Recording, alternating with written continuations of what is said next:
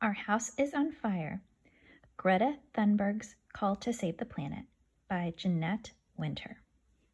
You can see all the pretty posters on the cover of the book, just like we made at Salmon Bay. I love this. You are never too small to make a difference. Greta Thunberg. Here's a little drawing of her.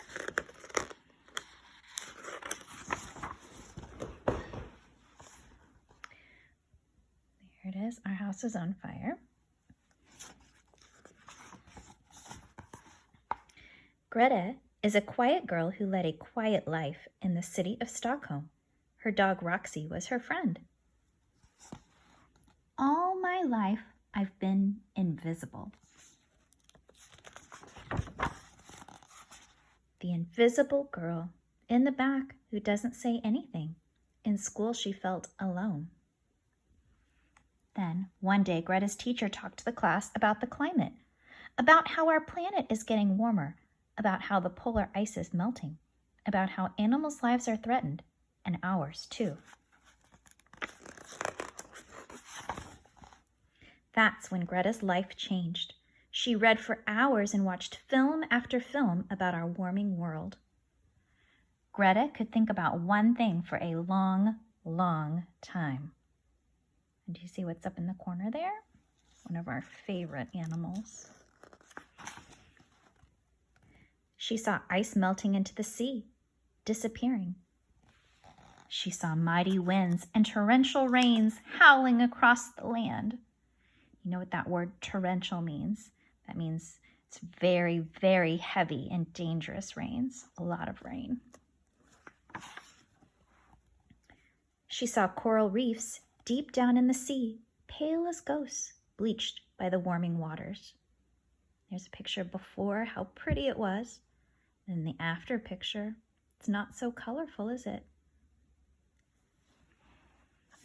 Greta saw living creatures everywhere struggling to stay alive.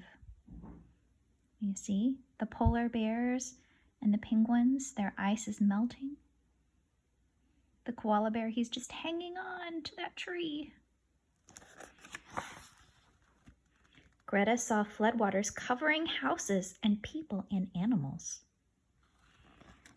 She saw cities swallowed under rising oceans. She saw the smoldering sun scorch the earth, leaving it bone dry. She saw blazing wildfires racing through the forests. Our house is on fire.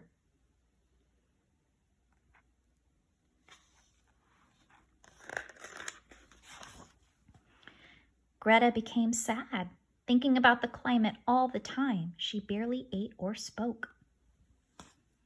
Those pictures were stuck in my mind. The sad days went on for a long time, each day more unhappy than the next. There might not be a world to live in when she grows up. What use is school without a future? What can I do? She wondered. Greta decided to go on strike from school for the climate. Her parents understood. Greta skipped school one Friday and took her poster, "School Strike for Climate," to the Parliament building to sit on strike. She hoped lawmakers would see her. People walked past, too busy to notice. Greta was invisible there too. How do you think that makes us feel when we're invisible? I think that makes us feel sad. She was at the Parliament building every Friday, even in the rain. Then word of her strike began to spread. Little by little, other school strikers joined her. On Fridays, Stockholm schools were a bit empty. Look, it looks like they're sitting out even in the snow. More people started noticing the child strikers, and word spread through cyberspace. You know what that means. That means it spread over the internet and over cell phones, about the Friday school strikes. And there you can see the word strike in all those different languages. Children started striking everywhere. If grown-ups won't act to save the planet, children will. And there you can see a picture. And in the picture you can see, here's North America. So here we are in the United States, and you know Seattle's way over there. It says school strike. And then down here we have another continent. Do you know what that one is? Very good. South America. And over here, remember what this one is? The continent of Africa. Very good. And then over here we have Europe and Asia. Good job, guys, remembering the continents. Can't see Australia, though. Or Antarctica, really. But you know they're on there. The quiet girl who always felt invisible was asked to speak to very important people at the United Nations climate talks in Poland. Greta only spoke, though, and she thought it was necessary. You say you love your children above all else, and yet you are stealing their future in front of their very eyes. We need to keep the fossil fuels in the ground. Here's a picture of her talking to all those important people. The quiet girl was invited to speak to important people at the World Economic Forum in Davos, Switzerland. It was necessary to speak.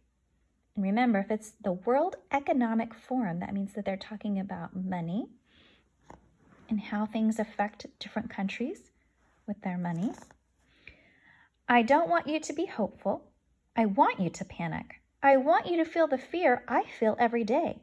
I want you to act as if the house was on fire, because it is. Greta's protest all alone sparked a worldwide children's march. Remember, we had our march at Salmon Bay. Her quiet voice, joined by thousands of voices, became a roar. And there you can see all their beautiful signs that they made, just like you guys made beautiful signs too. Can you hear us? And there's more pictures of their beautiful signs. And you can see my kitty in the background too. She's listening to the story. Remember, there's no planet B.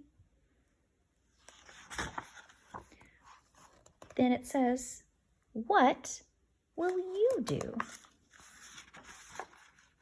And that's the question I'm going to end with you guys. What will you do?